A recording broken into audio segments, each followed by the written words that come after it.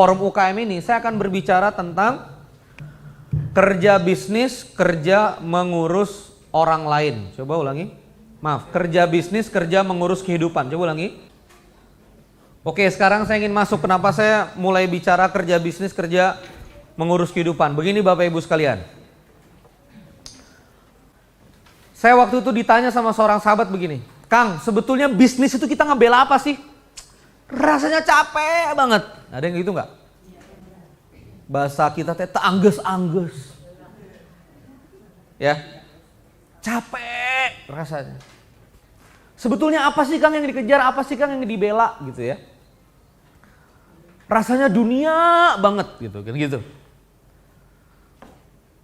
Buat produk nggak laku, overstock ya. Kita liatin aja keripik, ya Allah uang saya kejebak di keripik gitu ya kira-kira. Beli jilbab di tamcit nggak kejual, stres aja. Belum lagi udah ngedidik karyawan bagus-bagus, udah 2 bulan bagus-bagus pulang lagi ke Cipongkor gitu kan ya. Udah bagus-bagus dididik pulang lagi ke Gunung Halu dia. Ya udah repot banget deh, kita rasanya stres dan akhirnya kita merasa lelah dan akhirnya tidak punya alasan lagi untuk membangun bisnis. Padahal Bapak Ibu sekalian, bisnis ini Bapak Ibu itu seperti kita berjalan ya untuk mencapai sebuah tujuan kan gitu. Sama seperti berlayar. Sama seperti apa? Berlayar. Saya tanya, kalau berlayar itu apakah kita bisa mengharapkan laut itu tenang? Nggak bisa. Ya pasti ada badainya. Kalau tidak mau badai, nggak usah berlayar, sederhana aja.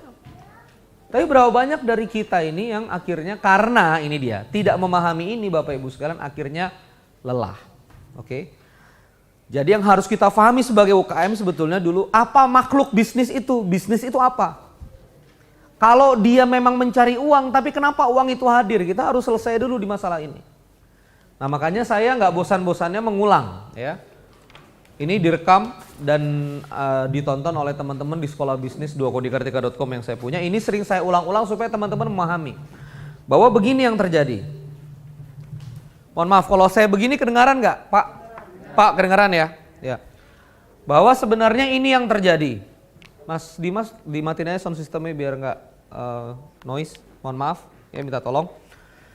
Jadi sebetulnya yang terjadi Bapak Ibu sekalian itu adalah di bisnis berputar, kan gitu, ya bisnis berputar, lalu kemudian keluar produk, keluar apa? Keluar produk.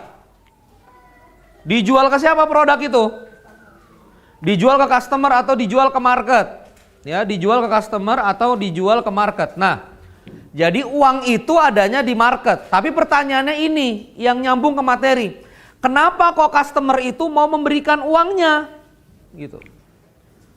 Maka customer itu mau memberikan uangnya karena ada manfaat pada produk. Kan gitu ya. Karena ada solusi pada produk. Karena memang produk Anda itu dibutuhkan oleh market. Butuh. Jadi kalau produk Anda solusi, market mau beli. Kalau produk Anda menyelesaikan masalah orang, market mau beli. Ibu, ya Allah lemak di pinggangnya Bu, Allahu Akbar. Saya punya obat pelangsing. Menarik. Oke. Jangan lihat saya Bu ya.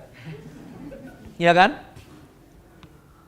Ibu ada apa Bu? Kok ada flek-flek gitu Bu? Aduh Bu, sayang usia baru 28 gitu ya. Kok muncul-muncul flek? Saya ada Bu, krim wajah. Nah, akhirnya jadi solusi. Itu kalau jualan krim.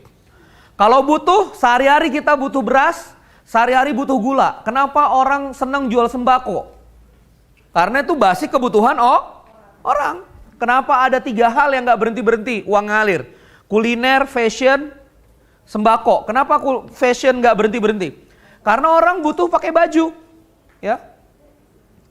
Jadi Bapak Ibu sekalian ketika memang dibutuhkan menjadi solusi atau manfaat, maka orang kemudian mau mengeluarkan uang. Sampai sini difahami? Saya pelan-pelan ya. Banyak orang yang mengatakan saya terlalu cepat berbicara. Jadi seseorang berkenan untuk mengeluarkan uangnya atau membelanjakan uangnya kepada produk kita apabila produk kita itu memang punya manfaat.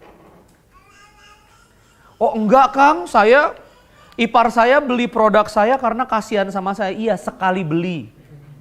Ya, Anda bikin bakso terus ke ipar Anda. Wah, Mas beli dong Mas, atau Kang beli dong Kang. Gitu. Ipar Anda akhirnya beli, tapi untuk sekali saja. Dan itu bukan pembelian bisnis, ya. Itu pembelian kasihan. Pada emosinya yang bergerak, ya. Tapi bukan pada bisnisnya, bukan pada value-nya, bukan pada produknya. Nah, sehingga kawan-kawan sekalian, kalau Anda lihat pola begini, sebetulnya yang mana duluan yang harus difikirkan? Uangnya dulu atau manfaatnya dulu? Manfaatnya dulu. Lalu inilah yang akhirnya harus jadi dorongan pada kita berbisnis, bahwa saya berbisnis itu karena saya ingin nolong orang. Nah, makanya saya ingin mulai pada beberapa cerita, ya. Di Amerika Serikat ada perusahaan hipotek, ya. Saya nggak sebut namanya, perusahaan hipotek. Perusahaan hipotek ini kalau di Amerika itu KPR, Bu. Semuanya tahu ya KPR ya. Kalau kita kan KPR bank. Kalau di Amerika itu kalau untuk ngebantuin orang dapat rumah, itu perusahaannya sendiri, ya. Disebut biasanya perusahaan hipotek, ya. Seperti kita main monopoli ada hipotek. Jadi di Amerika itu untuk KPR dia tersendiri, untuk mobil dia tersendiri, nggak gabung sama bank. Nah, suatu saat perusahaan hipotek ini bangkrut, Bu. Bangkrut luar biasa. Yang ajaib, ini dia. 800 karyawannya bekerja kurang lebih sekitar 7-8 bulan tanpa gaji. Tanpa apa, Bu? Dan tidak keluar. CEO-nya udah ngomong, kita lagi bangkrut, 7-8 bulan kita nggak bisa ngegaji. Sekitar 800 orang, Bu, tidak bergerak dari perusahaan itu untuk resign. Mantab, apa? Makan tabungan. Ya. Mantab, makan tabungan, Bu. Begitu ditanya sama tim peneliti Jim Collins, ini ada di bukunya, buku dia, Built to Last juga ada. Good to Great nama bukunya. Nah, jadi Jim Collins itu sama tim riset kampusnya akhirnya nanya ke 800 orang ini, kenapa kok mereka nggak keluar? Bunyinya begini, kami bukan jualan KPR, ini perhatikan kata-katanya, kami bukan jualan KPR, kami sedang membantu orang untuk punya rumah. Kalau orang punya rumah itu lalu sepasang suami istri dan anak-anaknya pasti bahagia, betul? Jadi kami sedang menghadirkan kebahagiaan. Karena orang punya rumah tuh kalau nabung sampai uangnya cukup untuk beli rumah susah. Maka dari itu kami menyediakan bantuan untuk supaya dia beli rumah. Ini di luar dari spektrum apakah KPR itu riba atau enggak atau gimana-gimana saya enggak bahas. Cuma lihat aja semangatnya. Lihat aja semangat orang jual hipotek ini. Dan dia bilang kalau misalnya orang Amerika tuh punya rumah, otomatis dia beli lemari, betul ya? Orang kalau beli rumah, Bu, pasti beli lemari, beli gorden, beli cat, ya kan? Dan itu tidak dilakukan orang yang ngontrak. Ya, kayak saya punya rumah di Bandung, ke Bogor ngontrak, di Bogor Raya Permai. Nggak nafsu, Bu, beli lemari, betul? Ya, hese pindahanna, bener? Nggak nafsu sama sekali. Jadi kalau orang itu udah beli rumah pasti dia beli lemari, dia beli elektronik, dia beli segala macam. Akhirnya ekonomi bergerak, apa? Ekonomi bergerak. Jadi kami ini adalah perusahaan yang penuh dengan kebaikan. Gitu, Bu. AirAsia, ada yang tahu AirAsia? AirAsia, ini berulang-ulang saya sering sampaikan. Yang punya Tony Fernandes. Tony Fernandes itu waktu masih mahasiswa, Bu, kuliah di London. Tony Fernandes itu orang Malaysia, rasnya India. Orangnya hitam gemuk gitu ya. Nah, si Tony Fernandes ini Bapak Ibu sekalian, waktu di London, ibunya meninggal di Kuala Lumpur. Mau pulang, tiket pulang mahal, Bu. Menangis Tony Fernandes yang anak muda ini. Mama, aku gak bisa balik, Mama. Dimakamkan tanpa kehadirannya karena tiket pesawat mahal. Sejak saat itu dia bilang, kalau aku gede nanti, aku akan bikin pesawat itu murah harganya. Oke? Jadi ingin membantu orang, makanya AirAsia bilang everyone can fly. Setiap orang bisa terbang. Dari dulu harga tiket 1.500.000, 1.700.000, Air Asia datang 300.000. Tapi di atas pesawat nggak usah pakai makan. Ya. Bagasi 25 kilo, kita mah 15 kilo aja. Ya. Dulu awal-awal bahkan nggak usah dinomerin. Saya kemarin ikut pelatihan Coach Tom McAfee, 7.700.000 2 hari Business Mastery. Coach Tom ini mantan Panorama, dulu kerja di bandara 7-6 tahun. Dan kenal dekat dengan Rusdi Kirana, presiden grupnya Lion Air, Bu. Dari jualan tiket, dari calo tiket, bahkan dia turun sendiri. Dan tadi malam saya naik Batik Air, Bu, itu nonton tentang Rusdi Kirana Lion Group, bagaimana dia bisa pesan ratusan pesawat Boeing, Bu. Hari ini.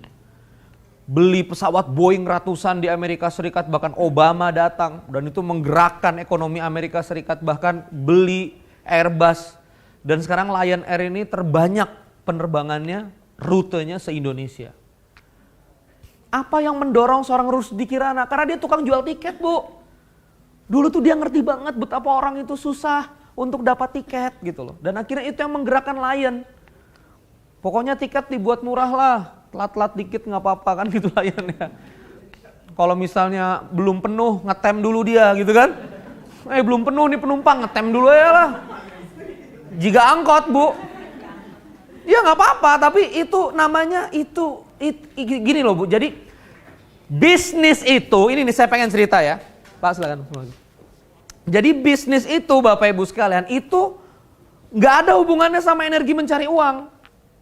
Tidak bisa mencari uang itu ditenagai dengan energi mencari uang. Nggak bisa. Gitu loh. Jadi bisnis itu energinya memang harus ngasih manfaat. Ini saya boleh terus ya. Ayahanda, terima kasih sudah berkenan hadir. Mohon maaf Randy terus ini. Nah jadi Bapak Ibu sekalian, Keke misalnya. Kenapa Keke bisa 600.000 pieces? Yang punya Bunda Tika. Karena waktu itu Bapak Ibu sekalian, kita ngelihat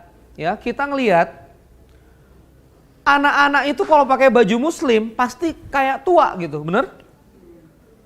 Bordir, baju putih gitu. Anak-anak itu pokoknya tua sebelum saatnya lah gitu. Nah makanya Bunda Tika itu waktu pertama sebelum Keke itu kenapa bisa lompat dia. Awalnya bikin baju anak, kemudian kehantam barang Cina, kelilit utang 900 juta. Kenapa kok itu selesai? Karena kita bikin namanya mukena Barbie. Mukena untuk anak warna merah muda, warna hijau, warna biru gitu loh. Dan itu namanya mukena Barbie. Di Tanah Abang dulu terkenal dengan namanya Barbie Mu'alaf, ya. Namanya Barbie Mu'alaf. Dan akhirnya itu yang jalan, Bu. Tapi gini, hadirnya Barbie Mu'alaf, hadirnya Keke dengan berbagai ragam warna yang luar biasa, hadirnya produk begini itu karena sebuah perasaan cinta. Bahwa ingin memberikan yang terbaik untuk anak-anak, gitu loh. Jadi memang Bapak Ibu sekalian kalau kita perhatikan itu di bisnis ya, yang paling penting itu adalah apa yang menyebabkan kita bergerak? Coba boleh diulangi apa? Apa yang menyebabkan kita bergerak? Why? Lagi deh supaya puas. Per kemarin, Warkop DKI dengan PH Falcon Pictures itu penontonnya tembus 4 juta, Bu. Apa definisi 4 juta penonton ini? Jadi gini, saya juga sekarang bikin PH namanya Inspira Pictures. Besok saya ngadain nonton bareng film kami, film Dua Kodi Kartika dokumenter di XX1 Botani jam 9.30 sampai jam 11.30. Saya berharap banget Bapak Ibu sekalian juga bisa datang. Nah, Falcon ya Bapak Ibu sekalian, PH itu gini. Harga tiket bioskop berapaan coba? 30.000 berapa? 50.000. Jadi gini Bu, kalau saya punya film ya, kemudian saya masukin di bioskop dan bisa tayang di bioskop, maka nanti kalau orang itu beli tiket 50.000, 5.000-nya PPN. 45.000-nya dibagi 2. Setengah buat XX1 ya, untuk bioskopnya, setengahnya buat yang punya film. Gitu cara baginya. Jadi ada yang kayak di Belanova 25.000, ada yang 30.000, ada yang 50.000, itu dibagi 2. Jadi kurang lebih 1 tiket laku, Bu, itu PH atau yang punya film mendapatkan 17.000. Makanya kalau ada film gak laris sama XX1 cepat-cepat dimatiin. Filmnya 2 hari tayang gak laris, dicabut filmnya. Tapi begitu laris filmnya jadi lama karena menguntungkan yang punya bioskop. Gitu loh. Nah, maka Bapak Ibu sekalian begini konsepsinya. 4 juta penonton ini Bu, satu penonton 17.000, berarti dia sudah dapat 4 kali 17 miliar. Berapa Falcon itu dapat Bapak Ibu sekalian? 4 kali 17 miliar. Ada yang bisa bantu saya nggak? 68 miliar ya? Iya kan? 68 miliar. Iya, kurang lebih 70 M. Buatnya Bu, film itu paling cuma 10, katanya marketing 10 miliar, 15 miliar. Oke, anggap aja 20 M. Berapa Falcon Bu dapat untung Bu? Dalam waktu kurang dari sebulan. Dan ini still counting itu penontonnya masih terus ini. Hari ini masih tayang nih Warkop DKI itu. Warkop DKI Reborn masih Bu. Ini akan tembus sampai 5 juta prediksi kami para sineas dunia film. Pertanyaannya, siapa di balik Falcon? Di balik Falcon anak muda namanya HB Navin. Rasnya India. WNI. Namanya Navin. Navin ini masuk dunia film Bu dari 2007. Bikin 14 film, rugi terus 10 film pertama. Dan dia yang membeli 300 film lama Indonesia untuk kemudian dibenerin Bu. Kalau film lama itu kan ada item-itemnya. Ini direstorasi sama Naven. Jadi Naven itu dalam wawancara ngomong begini, saya cinta film Indonesia. Bangsa ini harus besar karena film. Gitu. Makanya energi itu yang akhirnya membuat dia bikin My Stupid Boss 3 juta penonton. Komik itu 1,8 juta penonton. Uangnya banyak banget nih. Bikin Warkop DKI 3 juta penonton dan ini 4 juta penonton dan ini part 1 Bu. Kalau part 2 dia total 8 juta atau 10 juta kalinya 170 miliar dengan satu ongkos produksi. Tapi uang itu Bu hadir setelah niat yang tulus. Jadi Bu gini, untuk apa sekarang Ibu beli bakso? Kalau Ibu buat bakso, maaf, untuk apa Ibu dagang bakso? Kalau Ibu dagang bakso cuma di titik gini, yang penting laku. Biar aja baksonya nggak bisa dikunyah. Yang penting laku gitu kan ya. Biar aja dagingnya dikit gitu ya. Tepung terigunya semua gitu kan. Makan aci rasain gitu. Ketika mencari uang, energinya karena uang, dia nggak akan jadi apa-apa. Apa yang membuat saya dibayar mahal di corporate Bu? Karena saya tahu teman-teman di corporate, teman-teman di perusahaan, di Telkomsel itu anak-anak mudanya lemes kalau cari kerja. Jadi semangat saya adalah gimana caranya ya karyawan-karyawan di perusahaan itu kalau saya ngisi kemudian harus bagus. Sama kayak saya datang ke sini ya. Banyak yang nanya, Kang gimana supaya pinter ngomong? Kang rasanya kalau Kang Randy ngomong itu nyelekit di hati Kang, terasa gitu ya. Apa Kang rahasianya? Belajar public speaking di mana? Bu, bukan belajar. Berbicara yang paling kuat dan berdampak adalah ketika Bapak Ibu punya alasan untuk mengungkapkan itu. Dan saya hadir di sini kenapa? Karena saya tahu Ibu tuh sebetulnya canggih, Bapak Ibu tuh sebetulnya hebat-hebat. Cuma apa? Gampang menyerah. Baper, oke? Ya. Pak ini mau nggak lumpia dari saya? Ah enggak ah. Kita udah ada lumpia, menikitu, gitu-gitu. Menikitu gak berperasaan. Belinya sama dia gak pernah beli sama saya. Kita tuh baper Bu.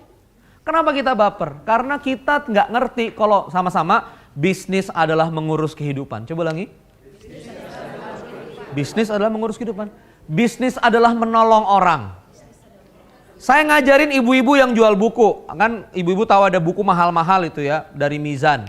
Saya ngajarin sales, saya dibayar mahal untuk ngajarin tim sales penjual buku. Berapa banyak dari yang jual buku mahal begitu nawarin ke ibu-ibu? Enggak anak saya enggak suka baca, begitu. Nah, gitu-gitu ya. Padahal Bu, kita sedang mau menolong, bener nggak? Coba sama-sama, supaya anaknya lebih soleh, coba. Supaya anaknya lebih soleh. Supaya anaknya lebih baik, coba sama-sama. Supaya anaknya lebih baik. Pertanyaannya, kalau kita menolong orang dan dia nggak mau ditolong, perlu sakit hati nggak? Ada orang jatuh ke lubang, ya, terperosok ke jurang. Ibu langsung bergegas. Genggamlah tanganku, ayo naik gitu ya. Terus yang di bawah bilang, nggak mau. Terus kita perlu sakit hati. Dasar, nggak perlu bu. Ya udah silakan aja mati di jurang. Ngerti maksudnya? Saya jadi bisnis konsultan. Saya sering ngomong sama UKM-UKM, ini loh kamu nggak punya laporan keuangan. Masa cuma punya arus kas? Ini loh stok inventory kamu nggak bagus. Kamu nih harusnya melakukan ini, dan ini. Begitu dia nggak mau, ya kita nggak usah sakit hati, ya kan? Nggak usah baper bu, karena kita ini gerakannya untuk menolong. Sepakat? Ayo sekarang kita cek, coba sama-sama. Bisnis mengurus kehidupan orang lain, coba. Satu, yang pertama, pantaskah lelah? Coba. Pantaskah lelah? Coba lagi.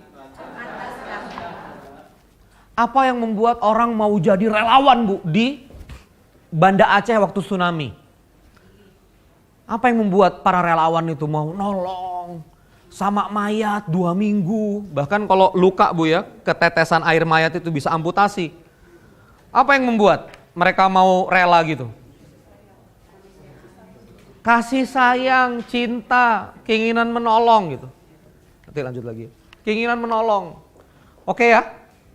Jadi kasih sayang, cinta. Nah makanya apa yang membuat bisnis Bapak Ibu nggak lelah? Minum madu sama habatus sauda tiap hari? Iya betul. Supaya sehat. Tapi apa sebetulnya yang buat nggak lelah? Ikhlas. Iya, ikhlas membantu, semangat mendorong, kasih sayang, cinta kepada market. Bu, kalau ibu cinta sama market, terus market ibu ngomong, aduh risolesnya kok rasanya begini ya. Rasanya gimana? Ya Allah, ada apa dengan risoles saya? Ayo bu, omong ada apa? Kalau ibu cinta sama market, dia kritik tentang risoles, ibu akan kerjain risoles dengan benar. Oke?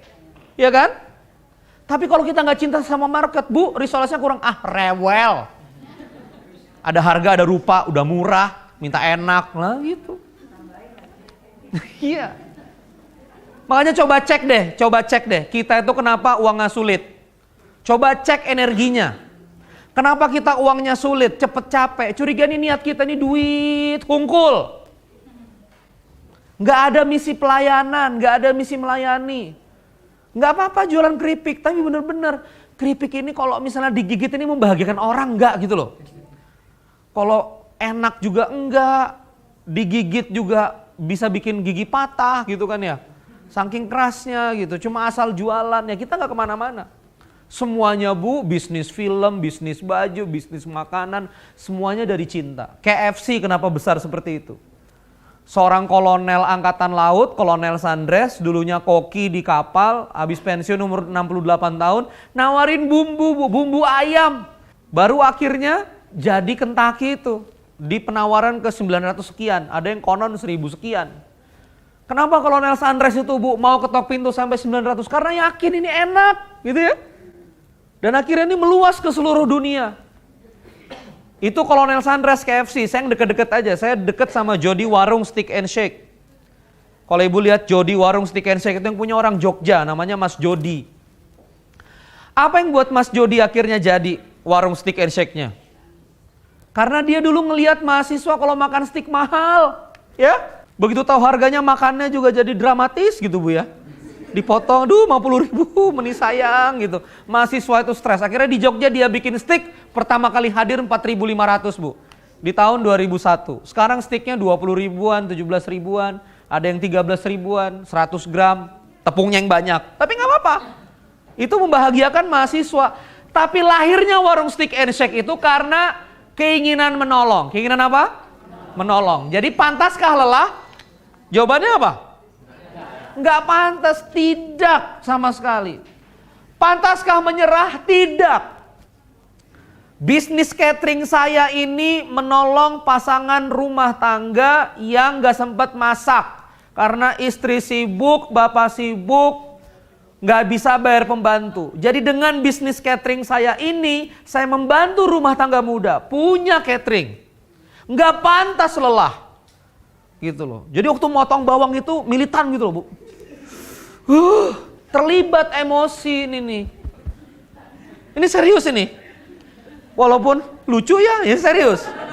Kang Redi tuh ini lucu. Oke, terserah lah stand up komedi atau pokoknya ini nggak pantas lelah, ya. Ini satu konsep. Jadi pantaskah lelah? Nggak pantas lelah. Kedua, pantaskah merasa berdosa? Kenapa merasa berdosa? Sekarang gini. Nah, ini tantangannya ya. Bikin catering pesanan pagi. Jam 2 pagi sudah ngurus beras gitu. Terus teman kita nyolek dari pengawasan. Ibu, ya Allah, sepertiga malam itu untuk Allah, Bu. Ibu malah bikin beras, ya Allah. Ibu jauh dari Allah. Pertanyaannya. Saya dari SMA aktivis dakwah di kuliah, ketua Majelis Syuro Keluarga Mahasiswa Islam. Walaupun bukan ustadz, tahu sedikit lah referensi dakwah itu. Dalam hadis, Bu, apabila kamu mengurus permasalahan saudaramu satu orang satu hari, maka itu lebih baik daripada iktikaf 1000 malam. Jadi kalau misalnya nih, Bu, anak saya nikahan, butuh orang, oh gampang Bu, sok apa? Bawang, ayo, mana? Yang mau dipotongin, sok saya bantu, ya. Kan kita di kampung gitu ya, rame-rame ibu-ibu tuh bantuin. Ibu membantu 1 hari penuh, ya. Dari subuh sampai cuci piring segala macam itu, maka itu lebih baik dari iktikaf 1000 malam. Kenapa? Rasulullah menjelaskan maslahat mengurus orang lain itu lebih manfaat daripada ibadah individu. Kalau kamu iktikaf itu kamu ibadah individu. Jadi Bu, bangun jam 2 pagi, bangun catering, sholat 2 rakaat. Habis itu jam 2 sampai jam 4, nggak apa-apa ngurusin catering. Tapi dibungkus pakai niat. Niatnya apa? Untuk bantu orang. Supaya pagi dia berenergi sambil nanak nasi, Bu. Salawatin Allahumma sholli ala sayyidina Muhammad. Semoga nasinya berenergi. Sambil motong ayam. Rasakan, nih ayam nih pantas gak dimakan orang? Nih kadang-kadang kita, orang juga gak lihat ayam ketumbuk-tumbuk di lantai, keinjek-injek. Gampang nanti dicuci. Tapi kita gak pakai hati. Gimana mau besar bisnis? Ustadz Yusuf Mansur waktu ketemu Seren, kalau bangun malam jangan semuanya dihabisin sholat, nulis. Karena apa? Dengan nulis, manfaat tulisanmu dibaca sama orang lain, maslahatnya lebih banyak. Jadi Bu, saya gak pernah merasa bersalah sibuk di bisnis. Gak pernah merasa bersalah. Dan ini bukan dunia, dan gak boleh Bu, dunia itu dibagi-bagi. Lagi akhirat, ngerti maksudnya? Lagi dunia, gak boleh. Wa ma khalaqtul jinna wal insa illa liya'budun. Dari bangun tidur sampai tidur lagi, itu harus isinya ibadah. Jadi jual keripik itu ibadah, ngurus catering itu ibadah. Ibu ngurusin UKM itu ibadah, ibu memproduksi barang itu ibadah. Dan Allah itu tahu kita itu sibuk. Dunia ini harus diurus, maka Allah cuma minta sholat kamu 5 waktu kali 10 menit. Dari 24 jam ini 50 menit Allah itu hanya nuntut untuk individumu. Stop di 10 menit itu kali 5. Selanjutnya kata Allah apa? Wa idz qala rabbuka lil malaikati inni ja'ilun fil ardi khalifah. Kita itu khalifah apa? Khalifah itu dalam perspektif Quran artinya wakil Allah di muka bumi, mengurus kehidupan. Jadi peran kekhalifahan saya adalah ngurus catering supaya orang bisa makan. Peran kekhalifahan saya adalah jualan baju supaya orang bisa pakai baju nutup aurat, oke? Peran kekhalifahan saya adalah pendidik, bikin bimbel supaya orang makin pinter. Itu peran kekhalifahan. Jadi nggak boleh ada merasa berdosa. Oh ini marah-marah nih saya. Karena saya pernah turun dari Malang Bu, baru landing di Malang di bandara. Habis landing di bandara dijemput sama pengusaha, ya, sama kayak saya jenggotnya juga panjang. Begitu duduk dia ngomong, Kang, saya rasanya pengen berhenti nih ngurusin bisnis. Kenapa Kang? Kayak dunia banget kayaknya. Apa? Kayak apa? Dunia banget. Saya pengen berhenti gitu, pengen dakwah, pengen berbagi, pengen bangun yayasan, pengen apa? Aduh, saya ngerasa capek Kang. Saya tanya, Kang, Akang teh jualan makanan kecil, dia jualan makanan kecil untuk anak-anak. Akang pengen gak kayak Garuda Food? Udah pengen Kang. Akang ngeliat, saya nggak nanya gitu. Akang tahu nggak Garuda Food besar? Oh tahu. Akang tahu nggak Indofood besar? Oh tahu. Terus saya tantang kepada dia, kira-kira manfaat Garuda Food sama manfaat Indofood bagi sesama besar nggak? Oh besar banget Bu. Indomie itu sampai Saudi itu ada.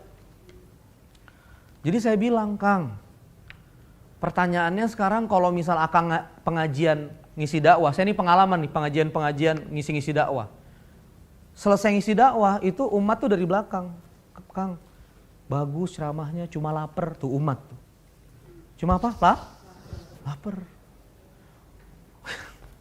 Jadi dakwah Bu, kalau ngedakwahin orang yang lapar itu ta'asub. Ngerti maksudnya? Ta'asub. Kalau Rasulullah SAW, kalau Allah Ta'ala ini lapar, utang banyak, stres. Ta'asub Bu, yang benar itu berdayakan. Ibu datang nih, pisang sale buat ya sale pisang buat potong-potong nanti saya beli. Udah dapat uang sambil nyetor sale pengajian, eta asub eta. Tapi kalau misalnya kita cuma ngomong gitu aja, ya kayak saya sekarang ngomong aja begini, pasti ada susah modal Kang segala macem. Urusan DP Indak ya, ya Bu ya. Cari-cari banyak Bu uang Bu ke Telkom, ke Cesar semana, miliaran. Asal kita bisa aja, harus semangat ya. Nah, jadi kawan-kawan sekalian ini penting. Pantaskah merasa berdosa? Pantas gak bisnis ngerasa berdosa? Nggak boleh Bu. Kenapa saya kok ngomong sampai seperti ini? Karena banyak di antara kita yang energinya nggak keluar. Jadi kalau ngegas tuh ngeden. Sambil ngegas sambil nginjek rem gitu. Kebayang tuh? Mobil, gasnya tadi gas, tapi remnya dalam waktu bersamaan juga ditekan. Nggak kemana-mana. Dan itu banyak di antara kita Bu, yang nggak kemana-mana. Mau jualan. Mau jualan. Kumahanya. Kadang kalau orang udah beli malah jadi kasihan. Rasanya pengen dikasih aja. Nah ini kadang-kadang malah jadi masalah gitu. Jadi tidak boleh, yang kedua adalah tidak boleh merasa apa? Berdosa. Ini penting ya, sebelum kita ngomong ke mana-mana ya. Jadi pantas tidak lelah? Tidak. Pantaskah merasa berdosa? Tidak. Sehingga dari sini muncul namanya bahwa bisnis itu apa? Mulia. Ayo kita sama-sama sebelum kita bangun diskusi, alhamdulillah kita ada waktu untuk diskusi. Coba sama-sama, bisnis adalah mengurus kehidupan orang lain. Coba. Ketika orang urus kehidupannya, coba. Terselesaikan urusannya, maka orang mau bayar. Uang adalah efek samping dari kemampuan kita mengurus masyarakat. Oke, tepuk tangan buat Bapak Ibu sekalian. Terakhir. Bisnis itu dari bahasa Inggris, business. Bacanya bisnis, business. Mungkin saya yakin di sini bahasa Inggrisnya ada yang jago ya. It is not your business. Apa artinya? Jadi misalnya ada orang, ini kamu gimana sih? It's not your business. Apa itu? Ya ini bukan urusanmu. Maksudnya kalau dalam bahasa Indonesia itu, udahlah urus dirimu aja gitu ya. It's not your business gitu loh. Ini bukan urusanmu. Jadi misalnya ada obrolan ibu-ibu, Bu gimana Bu? Mohon maaf ya, habis cerai, kan susah ibu jadi single parent gini-gini. It is my business. Itu artinya apa? Ini urusan saya, bukan urusanmu. Yang cerai saya, yang ngurus anak-anak saya, kenapa kamu jadi dramatis? Kan gitu. Jadi it is not your business, it's my business. Jadi bisnis itu asal kata dari, bisnis asal kata dari apa? Urusan. Bahasa Indonesianya kalau jadi aktif kata kerja gimana? Mengurus.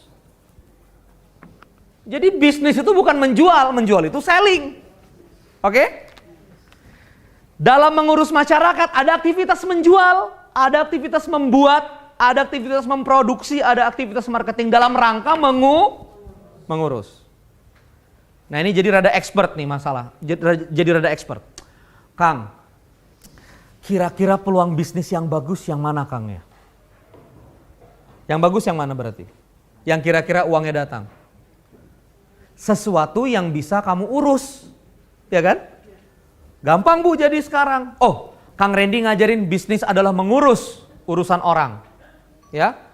Hadir ke kampung, lihat orang tuh masalahnya di mana. Oh, masalahnya di mana ya? Kok ada rentenir ngebungain 3%, 5% sebulan.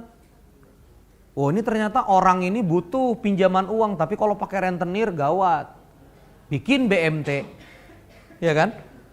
Yang lebih manusiawi dalam beberapa hal. Oke, itu jadi mengurus. Ini tetangga punya anak, beli popok kain, beli mainan anak, anaknya udah gede nggak kepake, ya kan? Tetangga di samping punya anak lagi, ya. Kenapa nggak gantian? Kan kita mikir gitu kan? Mainannya nggak gantian. Oh, bikin penyewaan alat-alat perlengkapan bayi. Dan itu ada bisnisnya Bu. Pinjem helm, begitu helmnya dipakai, aduh bau banget helmnya. Kenapa? Karena nggak ada yang bisa nyuci helm. Helm nggak bisa dimasukin di Electrolux. Ya, helm itu nggak bisa dimasukin ke mesin cuci. Sok diputer, hancur mesin cucinya Bu. Bikin jasa ngurus helm. Ngelihat tas ibu-ibu, aduh, tas meni resletingnya lepas aja udah nggak dipakai. Itunya copot nggak dipakai, bikin reparasi tas, jadi duit. Muncul ini cari masalah, ajak ngomong ibu-ibu di sini. Bu, ibu punya masalah nggak? Apa ya masalahnya? Coba Bu ngomong ada masalah enggak? Enggak gini sih, saya teh pengen punya jilbab teh ganti-ganti gitu. Cuma kalau misalnya beli yang deket-deket sini mahal, yang murah Tamcit, Tamrin City. Cuma nggak bisa beli satuan, harus beli teh selosin ya. 2 losin, 3 losin, nah saya ngapain pakai 3 losin ya, kecuali beli untuk ibu-ibu pengajian. Oh itu Bu masalahnya, oke Bu biar saya yang belanja. Udah ibu yang belanja. Bu ini Bu ada sampel di Tamcit begini. Ibu Tina mau ngambil berapa? Oh saya 2 buat anak saya. Ibu mau ngambil berapa? 3, kumpulin. Berangkat ke Tamcit. Ambil 15.000, jual 35.000. Sah. Selesai masalah orang. Dan kalau cara berpikirnya begini, coba cara berpikirnya. Di mana masalah? Coba. Coba sama-sama. Di mana masalah? Coba. Di situ duit. Ya, gitu ya. Apa yang saya bisa urus? Coba. Di situ saya bisa dapat uang. Terus berpikir begitu. Saya ketemu perusahaan yang sudah 5 miliar, 6 miliar setahun. Sebulan sudah 300 juta, 400 juta, nggak punya laporan keuangan, nggak punya stok inventory. Saya bikin program, bisnis consulting, mau nggak diberesin. Sekali visit, saya ke perusahaan dia 15 juta, 20 juta, mau bayar Bu.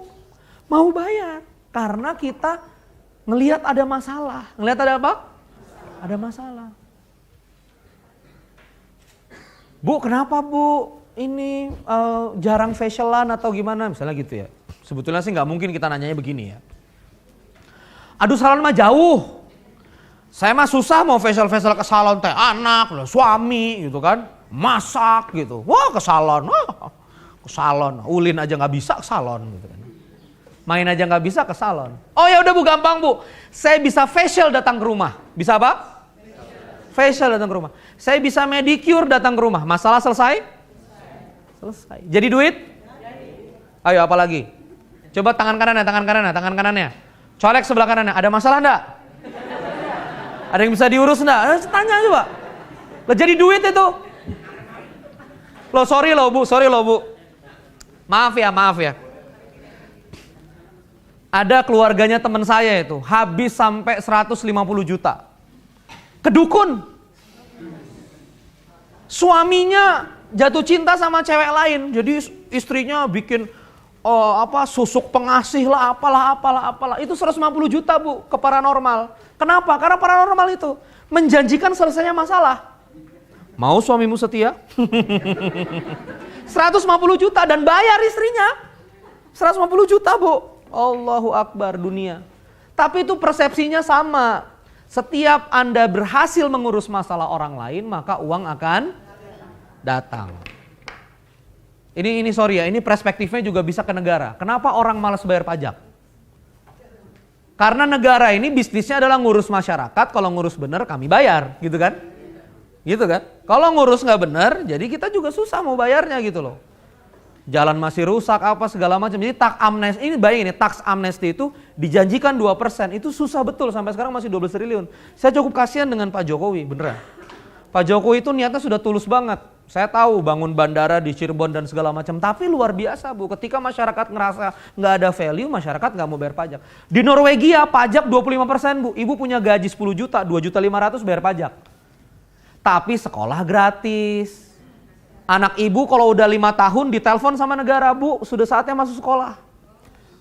Teman saya Bu, dari Indonesia kuliah di Norwegia melahirkan gratis Bu, bahkan dikasih insentif, ini untuk beli tempat tidur bayi, box bayi, ini untuk beli apa. Jadi orang mau bayar 25% mau. Karena terurus. Jadi konsep ini mau dipakai ke negara, mau dipakai ke bank, mau dipakai catering, mau dipakai baju, mau dipakai apa, selama ngurus, duitnya datang. Kenapa kok kita ini duitnya sedikit? Karena nggak ngurus. Jualan, eta salahnya. Jadi berhenti jualan. Loh gimana jadi nggak jualan ya? Maksudnya berhenti berniat, bertekad jualan. Niatnya ngurus orang berkali-kali nih. Oke ya, coba sama-sama. It is my business. Coba ulangi. It's my business berarti ini urusanku. Bisnis urusan. Bisnis mengurus. Jadi harus ada yang diurus. Apa yang diurus? Masalah orang. Iya kan? Apa yang diurus? Masalah orang. Apa lagi? Ayo biar kita dapat duit nih. Ya kan, coba aja sadari. Kenapa Telkomsel bisa 120 triliun? Karena pelanggannya 125 juta. Banyak nggak yang diurus? 125 juta manusia saling komunikasi dibantu sama Telkomsel lewat paket simpati, as, halo. Makanya uangnya banyak. Karena dia mengurus kehidupan yang cukup banyak. Jadi apa yang diurus? Masalah orang. Coba ulangi apa? Masalah orang. Apalagi yang diurus? Kebutuhan orang. Kesulitan. Bu, apa kesulitan? Aduh, air di rumah kotor. Udah Bu, gampang. Saya punya fasilitas ngebor. Gitu kan? Ibu susah apa? Ngebor susah. Udah cari di internet. Bor sumur. Telepon. Ini mau nggak? Aku di kampungku jadi marketing. Minta 10% ya. Oke, siap. Nggak apa-apa itu mah. Saya adalah marketing agen resmi dari pemboran Suka Air. Nah gitu kan. So kalau ini jet pump 70 meter 12.500.000. Nggak apa, marketing. Temukan antara solusi dan masalah. Ya. Masalah mengurus apa? Kebutuhan. Mengurus apa lagi? Kesulitan. Ayo Bu.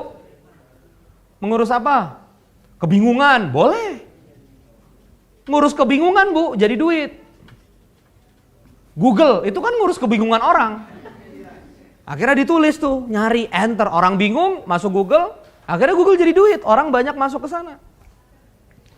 Pokoknya mengurus, dan mengurus. Alhamdulillah sudah jam 9 kurang 5. Tepuk tangan untuk Bapak Ibu sekalian.